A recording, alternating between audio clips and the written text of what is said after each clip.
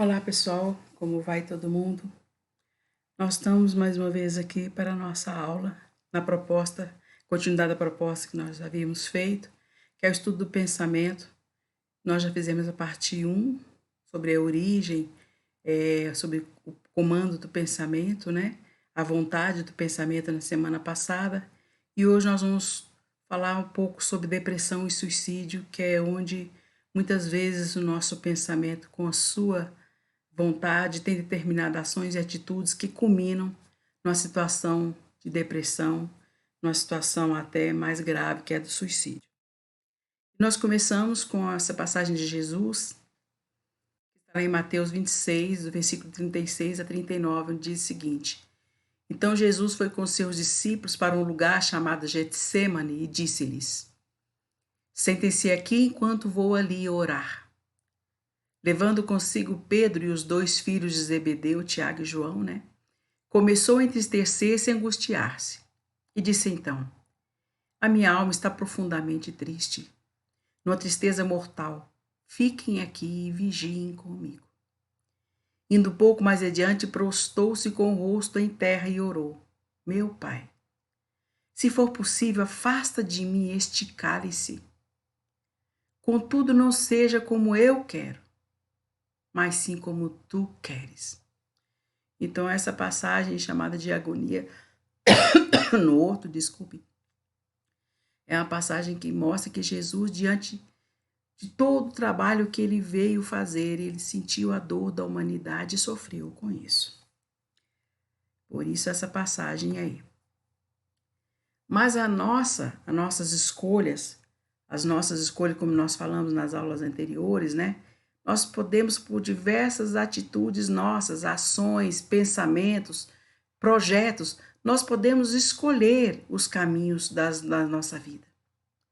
E é por isso que muitas vezes, por ações repetidas, contínuas, em pensamentos repetidos, ações repetidas nesta vida ou noutra vida, nós muitas vezes vivemos situações que nós assinalamos a nossa vida por uma vida de tristeza, uma vida de melancolia, uma vida de sofrimento, uma vida de que nada vai dar certo, a história da hiena triste, ó céus, ó vida, ó azar.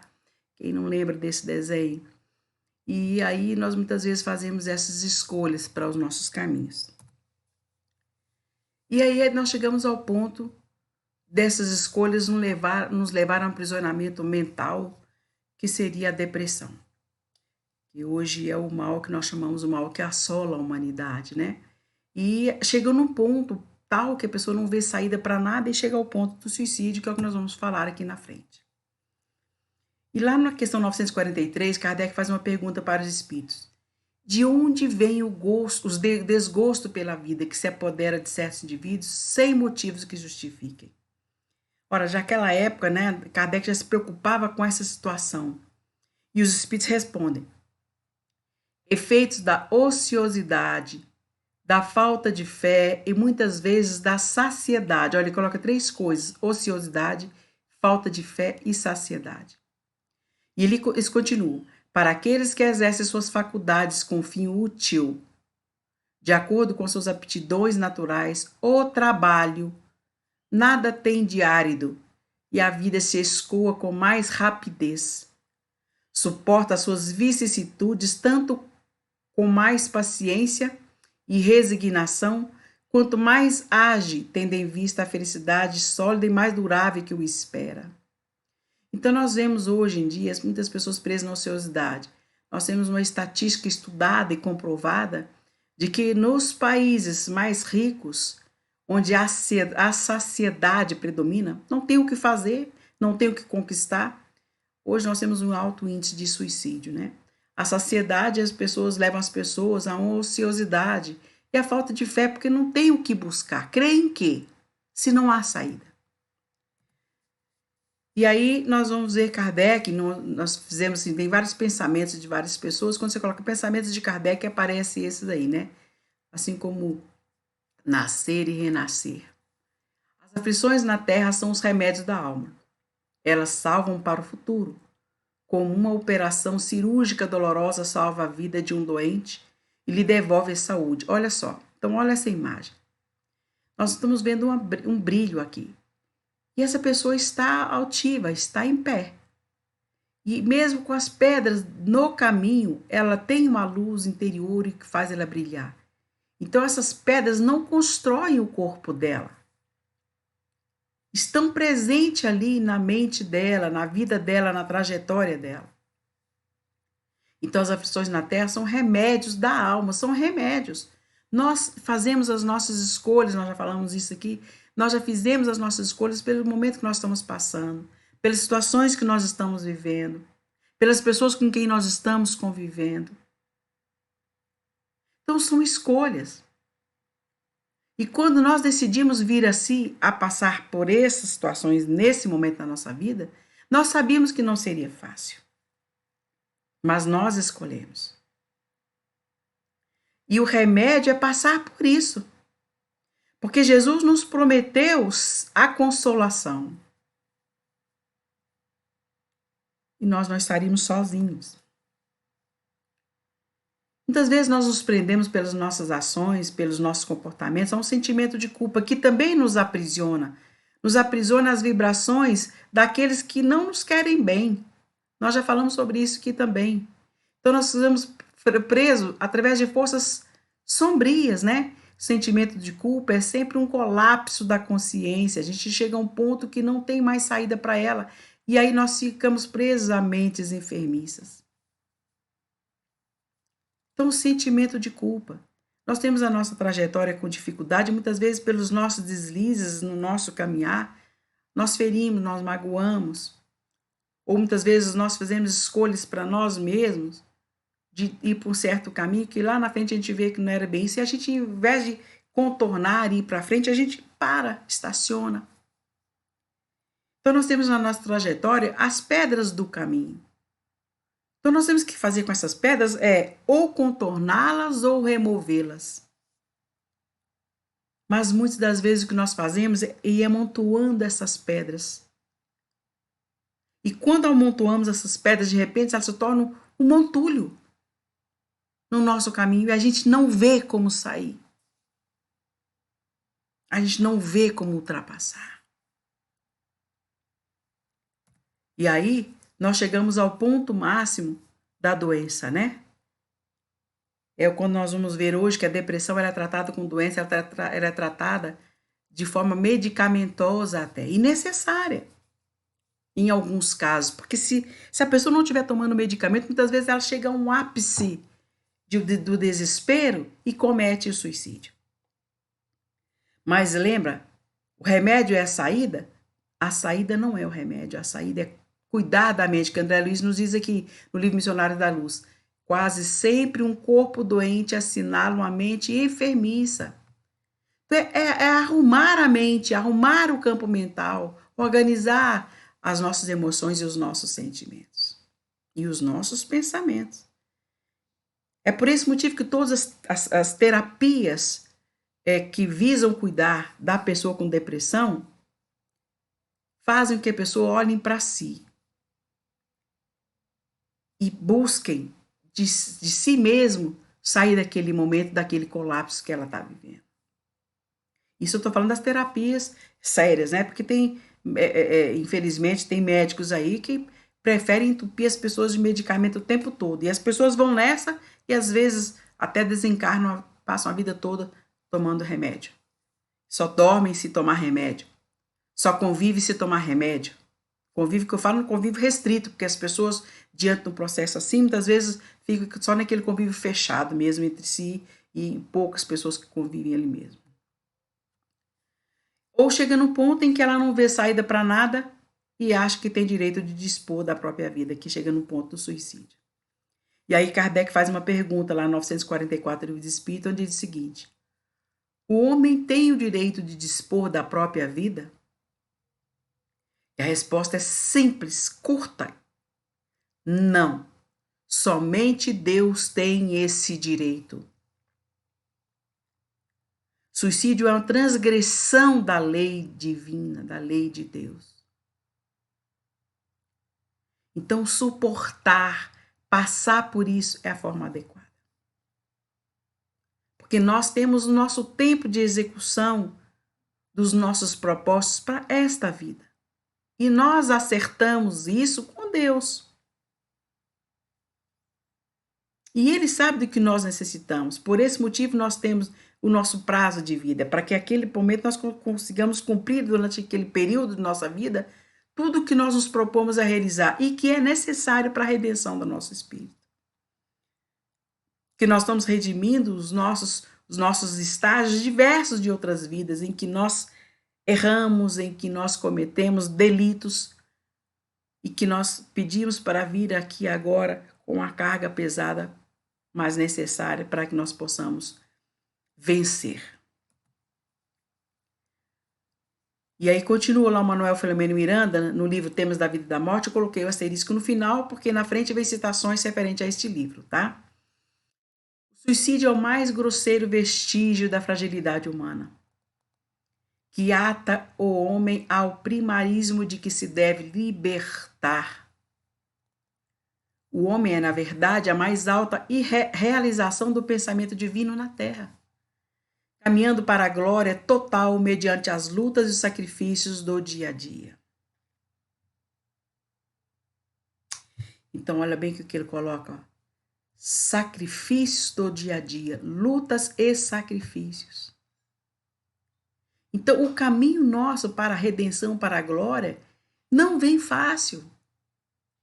Só com lutas e sacrifícios. Só com dores. E é um dia após o outro a gente vai vivenciando isso e tentando se libertar.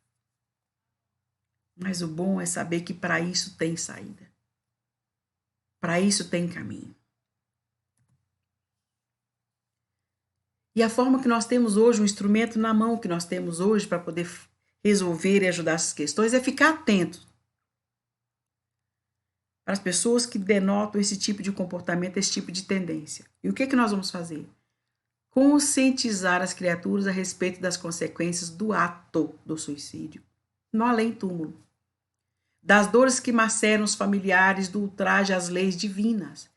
Quando nós falamos maceram os familiares e sofrimento aqui, esse texto ainda é do Manuel Filomeno Miranda, tá, pessoal? E ele diz o seguinte, maceram os familiares. Então, a nossa atitude, muitas vezes egoísta, de chegar ao ponto da liberação de tirar a própria vida, lega um sofrimento profundo a quem está à nossa volta. Porque ninguém espera. E, de repente, se foi a pessoa que nós amamos por um ato terrível, por um ato doloroso, o que lega aos familiares ficar perguntando por quê?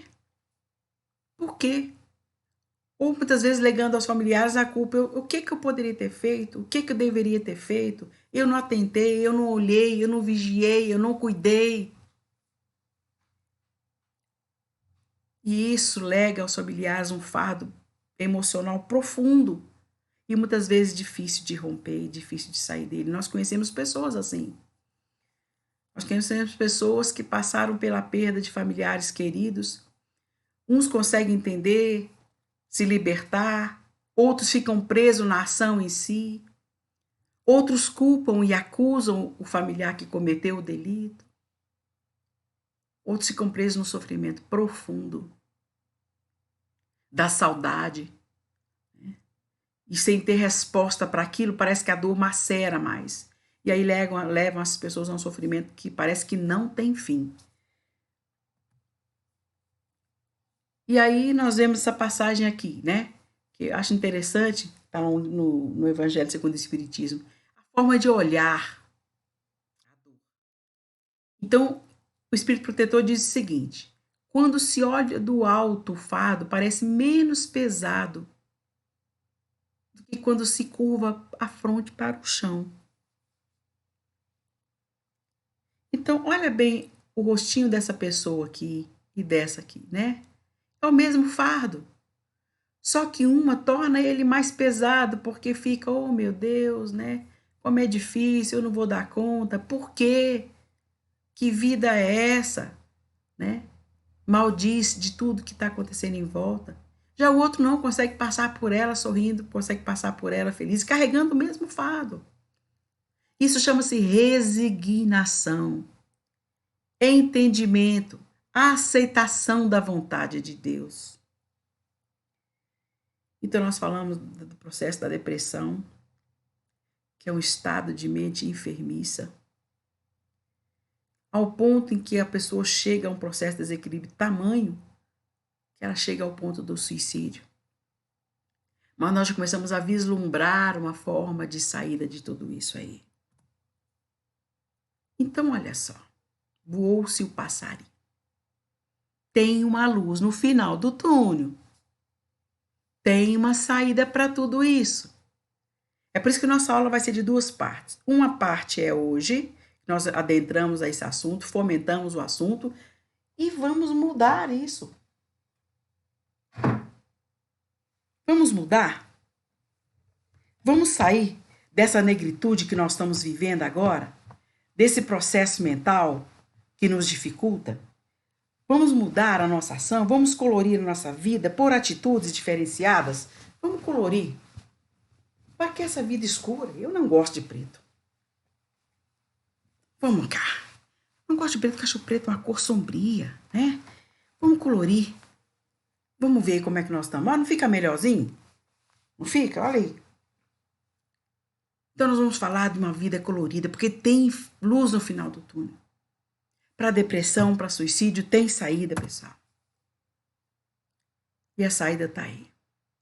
O sair das trevas que nós estamos vivendo hoje é aí, é Jesus. Sou a luz do mundo, aquele que me segue não andará em trevas, mas terá a luz da vida. Lembra que nós comentamos das pedras que nós colocamos ao longo da nossa trajetória que tornam um monturo? Difícil de ultrapassar? Então vamos andar. Andar com Jesus. Para que a gente não ande nas trevas. Para que aquela trajetória nós vamos ver aqueles monturos que nós fomos amontoando ao longo da nossa trajetória, pelos nossos gestos, atitudes, pensamentos, ações, comportamentos impensados, nos legou um sentimento profundo de depressão e nossa mente está tão atordoada que a gente pensa que a única saída é se matar.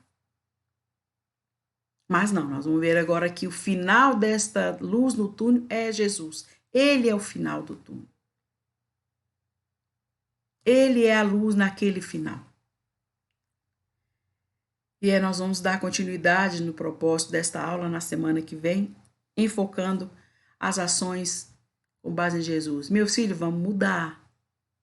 Vamos mudar. Tem tempo. Vamos mudar a atitude, vamos colocar outra vida, outra astral, vamos colocar flores. Não eram sombras que estavam em volta de mim. Vocês notaram isso? Não eram sombras em volta de mim, mas eram flores, só uma questão de enfoque. Então, nós vamos continuar na semana que vem. Que isso tem um gostinho de continuidade na semana que vem. A gente se encontra de novo nessa próxima aula para essa nova avaliação de estudo. Deus abençoe a todos, como sempre. Fiquem em paz. Um abraço forte e um beijo para todos. Fiquem com Deus.